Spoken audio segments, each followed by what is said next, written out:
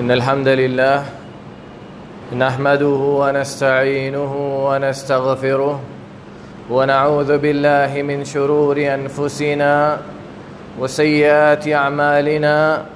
من يهده الله فلا مضل له ومن يضلل فلا هادي له، وأشهد أن لا إله إلا الله وحده لا شريك له، وأشهد أن محمدًا عبده ورسوله أرسله بالحق بشيرا ونذيرا بين يديه الساعة. من يطع الله ورسوله فقد رشد، ومن يعصيهما فإنه لا يضر إلا نفسه ولا يضر الله شيئا. أما بعد، فإن أصدق الحديث كتاب الله، وخير الهدي هدي محمد صلى الله عليه وسلم، وشر الأمور محدثاتها، وكل محدثة بدعة، وكل بدعة ضلالة، وكل ضلالة في النار. أعوذ بالله السميع العليم من الشيطان الرجيم. والذين يؤذون المؤمنين والمؤمنات بغير ما اكتسبوا فقد احتملوا بهتانا وإثما مبينا. عن ثوبان رضي الله عنه عن النبي صلى الله عليه وسلم قال: لا تؤذوا عباد الله ولا تعيروهم ولا تطلبوا عوراتهم، فإنه من طلب عورة أخيه المسلم طلب الله عورته حتى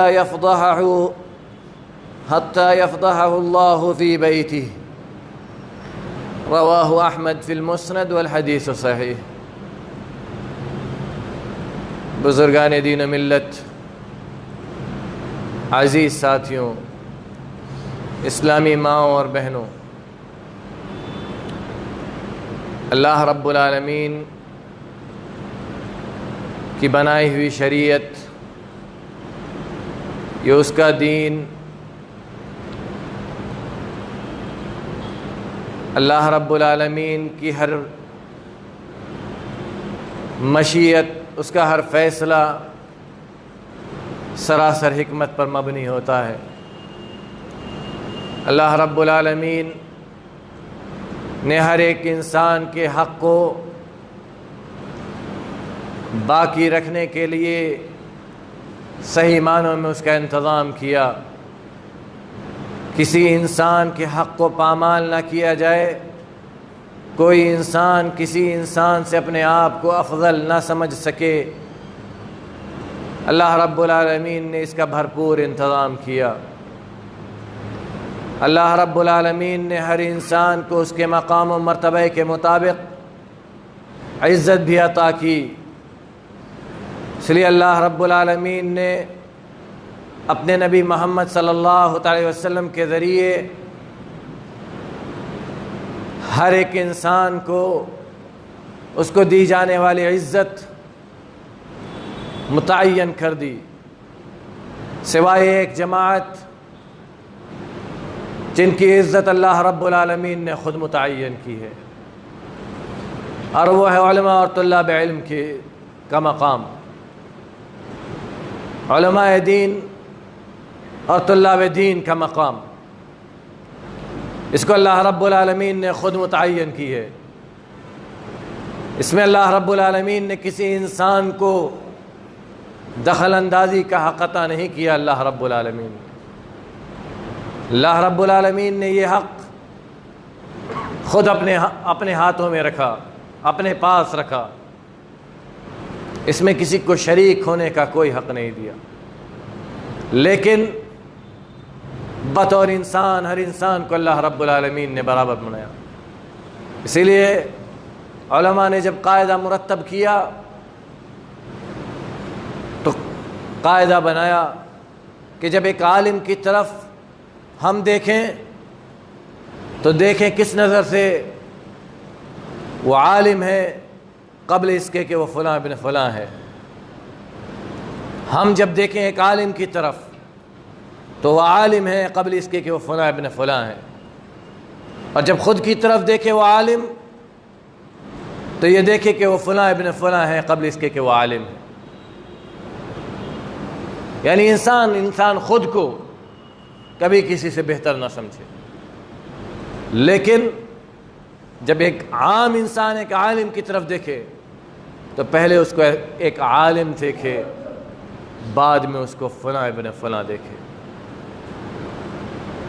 لیکن اپنے جیسے ایک انسان کو دیکھے تو یہ دیکھے کہ میں فلاں ابن فلاں ہوں، وہ اللہ کا بندہ ہے، میں گنہگار ہوں، وہ نیکوکار ہے، میں حقیر و ذلیل ہوں، اللہ رب العالمین نے اسے عزت و مرتبہ عطا کیا۔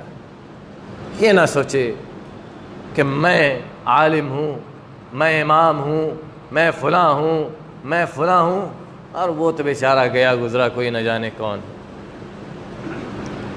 یہ اللہ کے نبی صلی اللہ علیہ وسلم کی ہدایت کے ذریعے علماء نے جو قواعد مرتب کیا ہے ایک انسان اور دوسرے انسان کے ساتھ تعامل کا، کہ سامنے والے کو جب دیکھنا ہے تو کس نظر سے دیکھنا ہے، اپنے آپ کو اس سے حقیر سمجھ کر۔ کیوں؟ نبی کریم صلی اللہ علیہ وسلم کی حدیث ہے، ابو ہریرہ رضی اللہ تعالیٰ عنہ راوی ہیں، کہتے ہیں بحسب امرئ من الشر ان يحقر اخاہ المسلم۔ ایک انسان کے لیے، ایک انسان کے برا ہونے کے لیے کافی ہے، ایک انسان کے برا ہونے کے لیے کافی ہے کہ وہ اپنے بھائی کو اپنے سے حقیر سمجھے، اپنے مسلمان بھائی کو اپنے سے حقیر سمجھے۔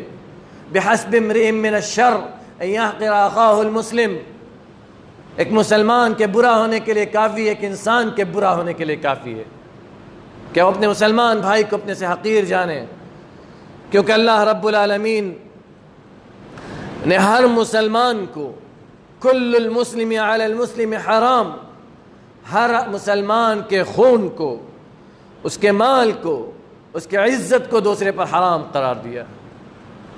کسی کے لیے جائز نہیں ہے کہ وہ کسی مسلمان کے خون کو ناحق بہائے، نہ اس کے لیے یہ جائز ہے کہ اس کے مال کو ناحق ہڑپ کرے، نہ اس کے لیے یہ جائز ہے کہ اس کی بے عزتی کرے، اس کی عزت میں ڈاکر ڈالے۔ یہ کسی کے لیے جائز نہیں۔ کل المسلم علی المسلم حرام مالہ و دمہ و عرضہ، ہر مسلمان پر ایک دوسرے مسلمان۔ اور سب سے بڑی چیز جو اسلام نے ہمیں دی ہے وہ ہے لا فضل لعربی علی عجمی ولا لعجمی علی عربی ولا لأحمر على اسود ولا لأسود على احمر الا بالتقوى۔ کسی عربی کو اللہ رب العالمین نے کسی عجمی پر کوئی فضیلت عطا نہیں کی، کسی عجمی کو کسی عربی پر کوئی فضیلت عطا نہیں کی، کسی گورے کو کسی کالے پر کوئی فضیلت نہیں، کسی کالے کو کسی گورے پر کوئی فضیلت نہیں، الا بالتقوى۔ فضیلت ہے تو تقوی کی بنیاد پر ہے۔ تقوی کون متعین کرے گا؟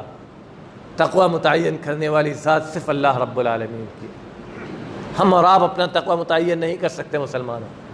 ہم یہ نہیں کر سکتے کہ ہم متقی ہیں، فلاں متقی نہیں ہے، اس لیے کہ ہمارا پیجامہ اونچا ہے، داڑھی لمبی ہے، اس لیے نہیں ہو سکتا۔ اس لیے یہ نہیں ہو سکتا کہ ہم متقی ہیں، فلاں غیر متقی ہے۔ ہم نمازی ہے تو فلاں نے نماز نہیں پڑھی تو ہم اس سے اچھے ہیں، کبھی نہیں۔ عبداللہ بن عمر رضی اللہ تعالیٰ عنہ کہتے تھے کہ مجھے اگر یہ پتہ چل جائے کہ اللہ رب العالمین نے میرا ایک سجدہ قبول کر لیا ہے تو میں یہ سمجھ لوں کہ میرے لیے دنیا و آخرت، دنیا و ما فیہا سب سے بہتر ہے۔ ایک سجدہ، وہ عبداللہ بن عمر جن کے بارے میں کہا جاتا ہے کوئی سنت ایسی نہیں نبی کریم صلی اللہ علیہ وسلم کی جس پر انہوں نے عمل نہ کیا ہو، وہ عبداللہ بن عمر۔ کوئی عادت نبی صلی اللہ علیہ وسلم کی ایسی نہیں جو عبداللہ بن عمر رضی اللہ تعالیٰ عنہ کے اندر نہ رہی ہو، لیکن عبداللہ بن عمر رضی اللہ تعالیٰ عنہ کہہ رہے ہیں کہ اللہ رب العالمین اگر میرا ایک سجدہ قبول کر لے۔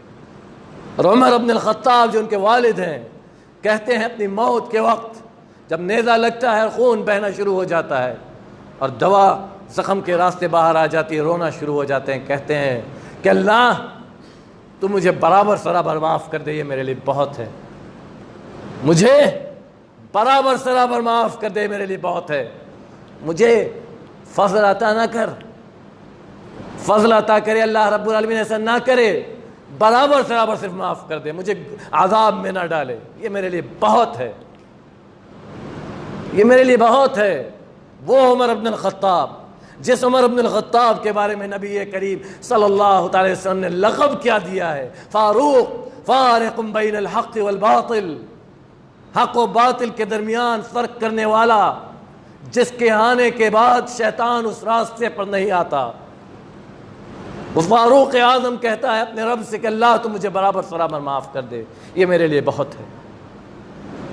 وہ صدیق اعظم کہتے ہیں اپنے غلام سے کہ کیا تو میرا بوجھ اٹھائے گا قیامت کے دن، کہ آج کہہ رہا ہے کہ آپ کا بوجھ اٹھا لوں۔ وہ صدیق اکبر، جن کو صدیقیت کا لقب اس دنیا کے اندر ملا ہے، سب سے سچا انسان، انبیاء کے بعد اس روئے زمین پر سب سے افضل ترین انسان صدیق اکبر، وہ کہہ رہا ہے کہ تو میرا بوجھ اٹھائے گا قیامت کے دن، میرے گناہوں کا بوجھ تو اٹھائے گا قیامت کے دن آ کر، جو آج مجھ سے کہتا ہے کہ آپ کا بوجھ اٹھا لوں۔ اپنے غلام سے کہا تھا، اپنے نوکر سے کہا تھا، جسے آج ہم نوکر کہتے، اپنے غلام سے کہا تھا کہ تو میرا بوجھ اٹھائے گا، میرے گناہوں کا بوجھ آ کر قیامت کے دن اٹھائے گا۔ آج جو مجھ سے کہہ رہا ہے کہ دیجئے میں آپ کا بوجھ اٹھا لوں۔ اس لیے مسلمانوں اپنے آپ کو کبھی کسی پر فضیلت فوقیت نہ دو، وہ کون کیا کرتا ہے یہ آپ اور ہم نہیں جانتے۔ اسی لیے امام ابن القیم رحمۃ اللہ علیہ سلف کا قول نقل کرتے ہیں، کہتے ہیں امام ابن القیم رحمہ اللہ کہ کتنے ایسے انسان ہیں جو گناہ کر کے جنت میں چلے جاتے ہیں، اور کتنے ایسے لوگ ہیں جو نیکی کر کے جہنم میں چلے جاتے ہیں۔ پوچھا لوگوں نے کہ آپ سلف کا یہ قول نقل کر رہے ہیں، مطلب کیا ہے اس کا کہ لوگ گناہ کر کے جنت میں چلے جاتے ہیں اور نیکی کر کے جہنم میں چلے جاتے ہیں؟ کہا اس کا مطلب یہ ہے کہ گناہ کرنے والا یہ سوچتا ہے کہ میں گنہگار ہوں، اور اپنے رب سے کہ اس کے عذاب سے ڈرتا رہتا ہے، اس کو یہ ڈر لگی رہتی ہے کہ اللہ اس کو عذاب دے گا، رب العالمین اس کی پکڑ کرے گا، رب العالمین اس کو عذاب دے گا، جہنم میں ڈال دے گا، جس کی وجہ سے اللہ رب العالمین اس کو معاف کر دیتا ہے۔ اور ایک انسان نیکیاں کرتا ہے اور وہ یہ سوچتا ہے کہ میں تو نیکوکار ہوں، میں تو نیکوکار ہوں، اور دوسروں کو اپنے آپ سے کمتر سمجھنا شروع کر دیتا ہے، جس کی وجہ سے وہ جہنمی ٹھہر جاتا ہے۔ بِحَسْبِ امْرِئٍ مِّنَ الشَّرِّ أَن يَحْقِرَ أَخَاهُ الْمُسْلِمِ، انسان کے برا ہونے کے لیے کافی ہے کہ اپنے مسلمان بھائی کو اپنے سے کمتر جانے۔ امام غزالی رحمۃ اللہ علیہ کہتے ہیں کہ وَمَهْمَا رَأَى الْفَضْلَ لِنَفْسِهِ فَقَدْ احْتَقَرَ أَخَاهُ الْمُسْلِمِ، وَمَهْمَا رَأَى الْفَضْلَ لِنَفْسِهِ، اپنے آپ کو جس بھی طرح سے کوئی انسان اپنے مسلمان بھائی سے افضل سمجھے، یہ کافی ہے اس بات کے لیے، اس بات کی علامت کے لیے کہ وہ اپنے بھائی کو اپنے سے حقیر سمجھتا ہے۔ کسی کو اپنے آپ کو افضل سمجھنا، اپنے آپ کو بہتر سمجھنا، اپنے آپ کو پر اترانا، گھمنڈ کرنا، یہ اپنے بھائی کو حقیر جاننے کے لیے کافی ہے۔ اور امام قرطبی رحمۃ اللہ علیہ کہتے ہیں وَهَذَا دَلِيلٌ عَلَىٰ أَنَّ احتقار المسلم حرام، اور یہ دلیل ہے اس بات کی کہ کسی مسلمان کو حقیر جاننا حرام ہے۔ یہ دلیل ہے اس بات کی کہ ہم اپنے بھائی کو، کسی مسلمان بھائی کو اپنے سے حقیر جاننا حرام ہے۔ اللہ رب العالمین کہتا ہے والذین یؤذون المؤمنین والمؤمنات بغیر ما اکتسبوا فقد احتملوا بہتانا واثما مبینا۔ والذین یؤذون المؤمنین والمؤمنات، اور وہ لوگ جو مومن مردوں اور مومنہ عورتوں کو تکلیف پہنچاتے ہیں، ایذا پہنچاتے ہیں، بغیر ما اکتسبوا، بغیر کسی گناہ کے، ان کا ان سے کوئی لینا دینا نہیں، مطلب نہیں، بس اپنے سینے کی آگ کو بجھانے کے لیے، حقد، غل، بغض، عداوت، دشمنی، نفرت، ان ساری آگ کو بجھانے کے لیے وہ کیا کرتا ہے؟ اپنے مسلمان بھائی کو، مومن مرد اور مومنہ عورتوں کو تکلیف پہنچاتا ہے۔ فقد احتملوا بہتانا واثما مبینا، تو یہ جان لو کہ یہ بہت بڑا بہتان اور بہت عظیم گناہ ہے۔ یہ بہتان ہے اور بہت بڑا عظیم گناہ ہے، ایسا نہ کیا کرو مسلمان، یہ حرام ہے، اللہ رب العالمین نے اسے حرام قرار دیا۔ اسی لیے نبی کریم صلی اللہ علیہ وسلم نے بالکل واضح الفاظ میں فرمایا، لا تؤذوا عباد اللہ، اللہ کے بندوں کو ایذا نہ پہنچاؤ، تکلیف نہ پہنچاؤ، ولا تعیروہم، ولا تعیروہم، نہ ان کے کسی گناہ کی وجہ سے ان کو ملامت کیا کرو، نہ ان کے کسی گناہ کی وجہ سے ان کی ہنسی اڑایا کرو، نہ ان کے کسی گناہ کی وجہ سے ان کا مذاق اڑایا کرو، نہ ان کے گناہ کی وجہ سے ان پر بری نظر ڈالا کرو۔ لا تعیروا ولا تطلبوا عوراتهم، ولا تطلبوا عوراتهم، اور نہ ان کی ڈھکی چھپی باتوں کو پوچھا کرو۔ آج ہماری عادت کیا ہے، ہماری مجلسیں کیا ہے؟ وہ فلاں کو ایسا کیوں ہو گیا، فلاں ایسے کیوں ہو گیا، فلاں کا پیسہ کیوں، فلاں کے پاس پیسہ کہاں سے آ گیا، فلاں کا پیسہ کیوں ختم ہو گیا، فلاں جگہ کیوں چلا گیا، فلاں کیوں نہیں گیا، فلاں نے سنت پر عمل کیوں نہیں کیا، فلاں نے سنت پر عمل کیوں کیا۔ آپ کا اور ہمارا کام کیا ہے؟ صحیح اور غلط کو بتا دینا۔ کیا کر دینا؟ بتا دینا۔ صرف یہ کام ہے ہمارا، بتا دینا، نہ یہ کہ اس سے کروانا ہمارا کام نہیں ہے، یہ اس ذات وحدہ لا شریک لہ کا کام ہے، کروانا اس کا کام ہے، کرنے کی توفیق دینے والا وہ ہے، ہمارا کام ہے بتا دینا بس۔ جو تبلیغ دین کی ذمہ داری لے کر اٹھے اس کا کام صرف بتا دینا۔ آج مسجدوں میں جب نظر ڈالو مسلمانوں تو مسجدوں کے اندر اتنی مخالفت نظر آتی ہے کہ اللہ معاف کرے۔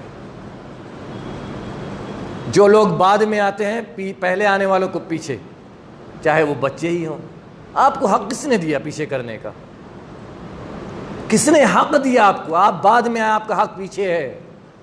صرف 7 سال سے کم عمر کے بچوں کو پیچھے کرنے کی اجازت ہے، وہ بھی جب جگہ تنگ ہو تب، نہیں تو کنارے کر دیں۔ بس 7 سال سے کم کے بچے اور 7 سال سے زیادہ کا جو بھی بچہ ہے جسے شریعت نے ممیز کا لفظ استعمال کیا ہے، تمیز والا، اس کو پیچھے کرنے کی اجازت شریعت نے کسی کو نہیں دی ہے، کسی کو بھی نہیں۔ اسی لیے اللہ کے نبی صلی اللہ علیہ وسلم اپنے ساتھ صحابہ کرام رضوان اللہ تعالی علیہم اجمعین، عبداللہ ابن عباس رضی اللہ تعالیٰ عنہ، چھوٹے سے بچے ہیں، آتے ہیں نبی کریم صلی اللہ اپنے خالہ کے گھر، نبی کریم صلی اللہ علیہ وسلم کھڑے ہو کر نماز پڑھتے رہتے ہیں، آتے ہیں اور نبی صلی اللہ علیہ وسلم کے بائیں کھڑے ہو جاتے ہیں۔ بائیں، امام کہاں کھڑا ہوتا ہے؟ بائیں۔ مقتدی کہاں کھڑا ہوتا ہے اگر اکیلا ہوتا ہے تو؟ داہنے۔ وہ آتے ہیں اور امام اپنے نبی صلی اللہ علیہ وسلم اپنے خالو کے بائیں کھڑے ہو جاتے ہیں۔ چھوٹا سا بچہ ہے، نبی صلی اللہ علیہ وسلم اس کو پھٹکار کے بھگا نہیں دیتے، پیچھے نہیں کر دیتے، پیچھے سے اس کو پکڑتے ہیں اور بائیں سے کھینچ کر دائیں کھڑا کر لیتے ہیں، اپنے سے سٹا کر۔ ایک چھوٹا سا بچہ ہے، عبداللہ ابن عباس رضی اللہ تعالیٰ عنہ، غلام ہے، غلام، یا غلام کہتے ہیں نبی صلی اللہ علیہ وسلم۔ اور ہم اور آپ کیا کرتے ہیں؟ اٹھا کے پھینک دیا بچوں کو باہر، مسجد میں آنے سے روک دیا اپنے بچوں کو۔ مسلمانوں یاد رکھو، ہمارا اور آپ کا معاشرہ کبھی بن نہیں سکتا جب تک بچے مسجد میں نہیں آئیں گے، عورتیں مسجد میں نہیں آئیں گی، دین نہیں سیکھ سکتے۔ مسجد یہ اللہ کا گھر ہے اور یہ مرکز ہے اسلام کا۔ یہ مرکز ہے اسلام. عورتوں اور بچوں کو مسجد میں آنے سے کبھی نہ روکو, کبھی بھی نہیں. ان کو ان کے احکام اپنے گھر میں سکھاؤ. نبی صلی اللہ علیہ وسلم مسجد میں امام ہیں, سجدے میں ہیں. ابو امامہ رضی اللہ تعالی عنہ آتی ہیں, آپ صلی اللہ تعالی وسلم کے سر پر چڑھ کے, امام ہے نبی صلی اللہ علیہ وسلم, پیچھے پورے صحابہ اکرام کی جماعت نماز پڑھ رہی ہے, سجدے میں جاتے ہیں اور امامہ رضی اللہ تعالی عنہ آپ کے سر پر چڑھ کر کھیلنا شروع ہو جاتی ہیں, گھوڑا سواری کرتی ہیں. صحابہ اکرام اتنی دیر آپ سجدہ کرتے ہیں کہ صحابہ اکرام اٹھ کر دیکھتے ہیں کہ نبی صلی اللہ علیہ وسلم کیا ہو گیا, تو دیکھتے ہیں کہ امامہ رضی اللہ تعالی عنہ ان کے سر پر چڑھ کر کھیل رہی ہیں. چھوٹی سی بچی ان کے سر پر چڑھ کر کھیل رہی ہیں. تو نبی صلی اللہ علیہ وسلم نے جب سلام پھیرا تو کہا کہ میری یہ بچی میرے ساتھ کھیل رہی تھی, تو مجھے یہ ناگوار ہوا کہ میں اس کی کھیل میں خلل اندازی کرتا, اس لیے میں سجدے میں ہی رہا. یہ ہے تربیت مسلمانوں. حسن حسین داخل ہوتے ہیں مسجد میں, نبی صلی اللہ علیہ وسلم جمعہ کا خطبہ دے رہے ہیں. حسن حسین گرنے پڑنے لگتے ہیں. مسجد میں داخل ہونے کے بعد نبی صلی اللہ علیہ وسلم ممبر سے اترتے ہیں, جا کے گود اٹھا کر لاتے ہیں. خطبہ دے رہے ہیں مسلمانوں, جا کے گود اٹھا کر لاتے ہیں اور کہتے ہیں میں ان دونوں کو دیکھنے کے بعد صبر نہیں کر پاتا,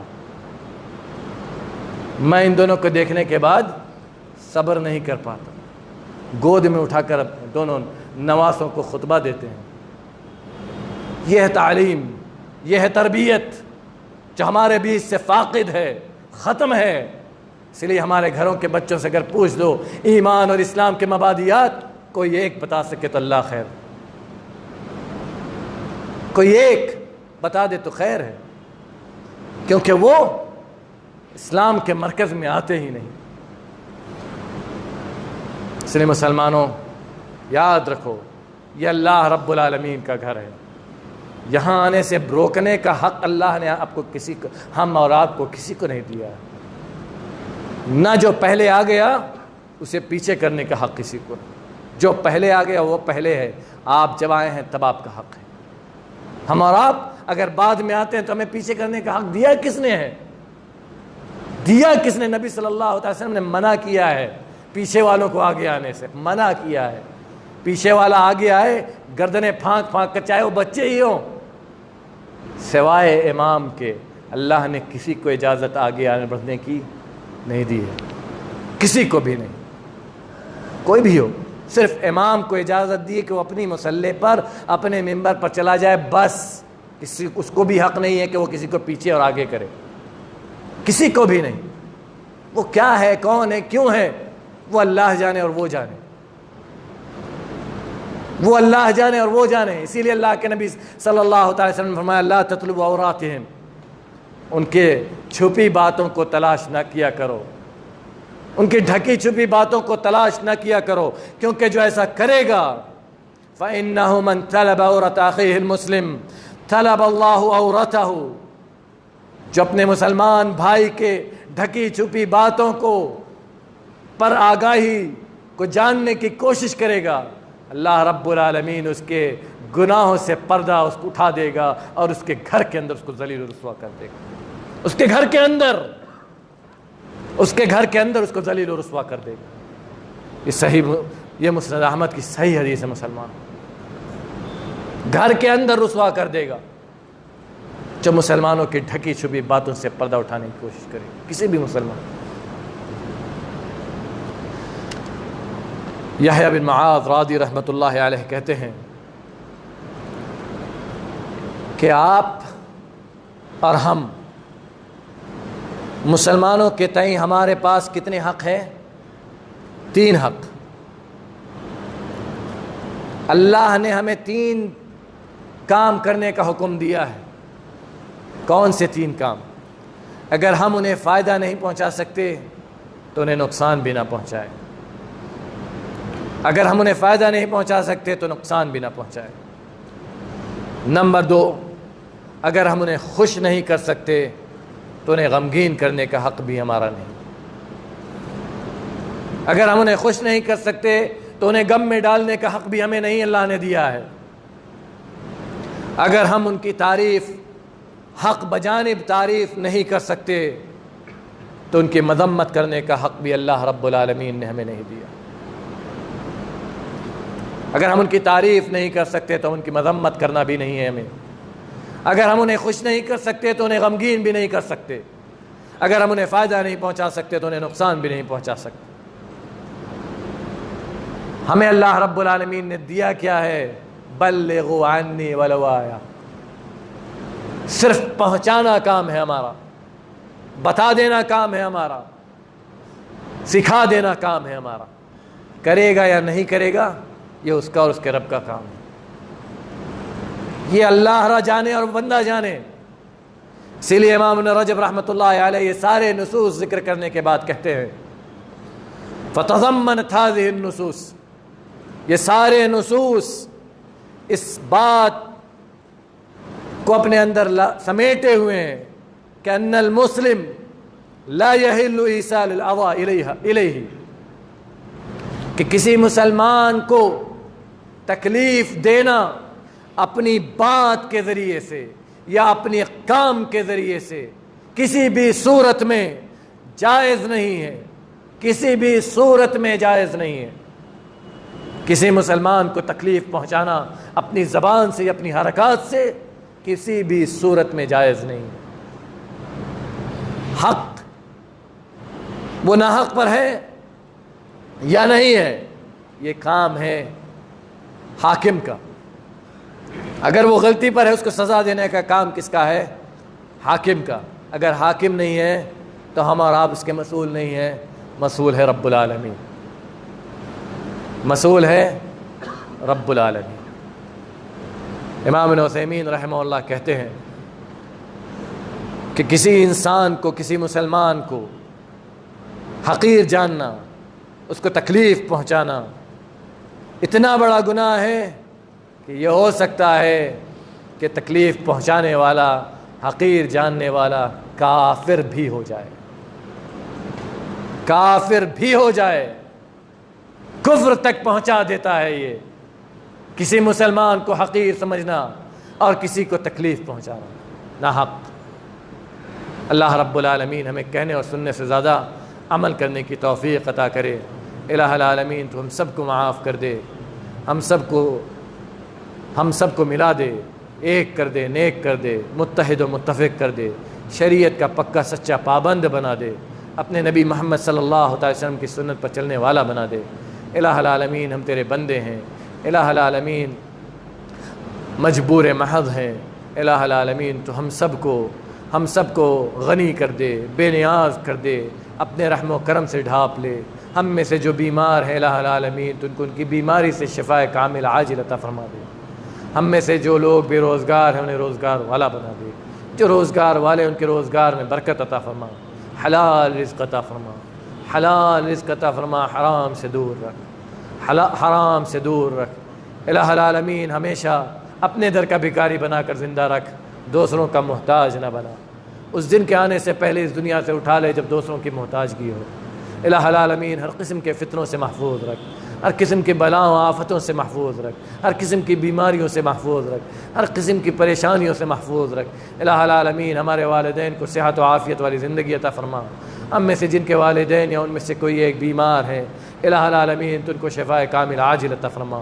الہ العالمین ہم میں سے جن کے والدین یا ان میں سے کوئی ایک اس دنیا سے جا چکے ہیں الہ العالمین تو ان کی قبروں کو نور سے بھر دے، ان کی قبروں کو تحت نظر وسیع کر دے، ان کی قبروں کو جنت کی کیاری بنا دے۔ الہ العالمین ہم مجبور محض ہیں، الہ العالمین تو اپنے رحم و کرم سے بے نیاز کر دے۔ الہ العالمین تو ہمیں صحیح معنوں پر دین پر چلنے والا بنا دے، دین کا سچا پکا عامل بنا دے، دین پر عمل کرنے والا بنا دے، متبع سنت بنا دے۔ الہ العالمین سنت کو قائم کرنے والا اور بدعت کو مٹانے والا بنا دے۔ الہ العالمین تو ہم سب کو آمن کر دے، محفوظ کر دے، ہماری جان و مال کی حفاظت کر، ہماری مساجد و مدارس کی حفاظت کر، ہماری عبادت گاہوں کی حفاظت کر۔ الہ العالمین ہر قسم کی پریشانی کو ہم سے دور کر دے، ہر قسم کی بیماریوں کو، بلاؤں کو ہم سے دور کر دے۔ جب تک اس دار فانی میں زندہ رکھ، اسلام پر عقیدہ توحید کے ساتھ زندہ رکھ۔ جب ہمارا خاتمہ تو خاتمہ بخیر ہو۔ وصلی اللہ علی نبینا محمد وعلی آلہ وصحبہ وسلم۔